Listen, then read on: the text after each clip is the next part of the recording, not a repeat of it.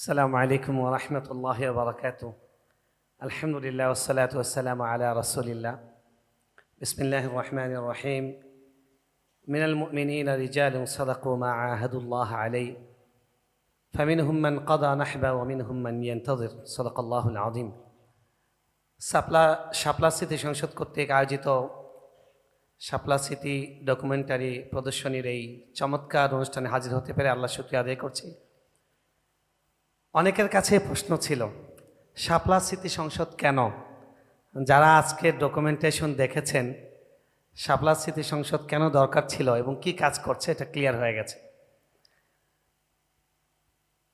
আমরা যা দেখলাম এটাই হলো মদিনার আদলে বাংলাদেশ পরিচালনা যারা করেছিল তারা উপহার দিয়েছে। কথা ঠিক না? ঠিক। আবারও দেখলাম অনেকে মদিনার স্বপ্ন দেখাচ্ছেন আমাদেরকে, জানি না তারা কিভাবে হত্যা করতে চায়। তারিখে ইসলাম আমরা পড়েছি, এখানে যারা আছে অধিকাংশই তারিখে ইসলামে আছে। উদ্দেশ্য কি? উদ্দেশ্য হলো অতীতের সিঁড়ি বেয়ে সামনের দিকে আরোহণ করা। মাত্র 12 বছর গেছে। 12 বছর যাওয়ার পরে একটি নির্বাচন মুক্ত এসছে। আমরা দেখতে পাচ্ছি চেতনার অনেক কেনাবেচা চলছে, আদর্শের অনেক লুকোচুরি দেখছি।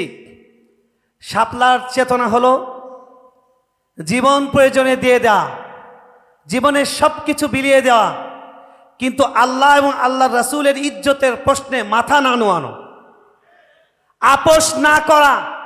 এটার জন্য ক্ষমতা, এটার জন্য সম্পদ, এটার জন্য জানমাল যা কুরবানি করা লাগে কুরবানি করব, কিন্তু রাসূলের ভালোবাসার চেতনার সঙ্গে কোনো আপোষ হবে না।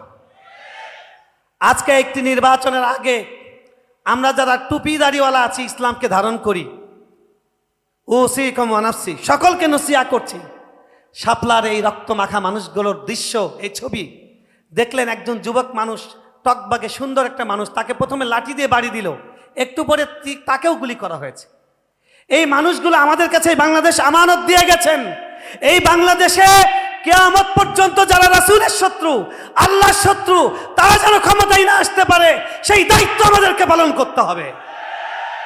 সেই দায়িত্ব নিয়ে আজকে ছুটে বেড়াচ্ছেন আমাদের এই শাপলা স্মৃতি সংসদের আমির, বাংলাদেশের তারুণ্যের অহংকার, আলেমদের গর্ব, রাহবারে উম্মত, শাইখুল হাদিস ইবনে শাইখুল হাদিস আল্লামা মামুন আল হাফিজাহুল্লাহ। আমরা ইনশাআল্লাহ সকলে তার পাশে চিন্তায়, দোয়ায়, সব ধরনের সহযোগিতা দিয়ে থাকবো তো ইনশাআল্লাহ। আজকের এই স্মৃতি উন্মোচন যেটা হলো ডকুমেন্টারির মাধ্যমে, এই স্মৃতির কথা আমাদের সকলকে বলতে হবে।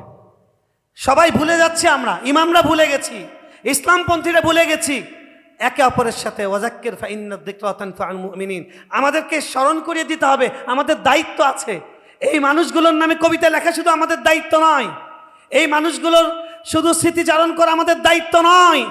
এই দেশে এখনো পর্যন্ত ফ্যাসিবাদীরা পালিয়ে গেছে, কিন্তু সেই শাপলা চত্বরে কি বলে শাহবাগে যেই কালচারাল ফ্যাসিবাদ প্রতিষ্ঠা হয়েছিল, সেই ফ্যাসিবাদের শক্তি এখনো পর্যন্ত এই দেশকে চালাচ্ছে। আল্লাহদ্রোহী আবুল সরকার, সে আল্লাহকে নিয়ে যা তা বলেছে। আজকে প্রধান উপদেষ্টা বলেন, গতকালকে তিনি বিবৃতি দিয়েছেন যে যারা বাউলদের উপরে হামলা করেছে তাদেরকে তিনি ধরবেন, আদেশ দিয়েছেন। আল্লাহকে যে গালি দিয়েছে তার ব্যাপারে আপনার বক্তব্য কি? What about them? আপনারা এই ব্যাপারে নীরব কেন? প্রধান উপদেষ্টার প্রেস সচিব তিনি বলছেন তাদেরকে ধরা হচ্ছে। সবচেয়ে বড় দলের মহাসচিব তিনি বলছেন যে যারা হামলা করেছে বাউলদের উপরে তারা উগ্র ধর্মীয় মৌলবাদ তারা এই দেশে কায়েম করছে। ভালো কথা, আপনি উগ্র ধর্মীয় মৌলবাদের কথা বলছেন, হামলার বিরুদ্ধে কথা বলছেন, আপনার আমার আল্লাহকে গালি দিয়েছে, এই ব্যাপারে নীরব কেন? সুতরাং বাংলাদেশের মানুষের সামনে ক্লিয়ার কারা আল্লাহ এবং আল্লাহ রাসূলের পক্ষের লোক, কারা বিপক্ষের লোক। টুপি মাথায় দিয়েও যদি আপনি আল্লাহ আল্লাহ রাসূলের বিপক্ষের শক্তি যারা, তাদের পক্ষে সাফাই গান, আগামী নির্বাচনে মানুষ তাদেরকে বুড়ো আঙুল দেখাবে ইনশাআল্লাহ।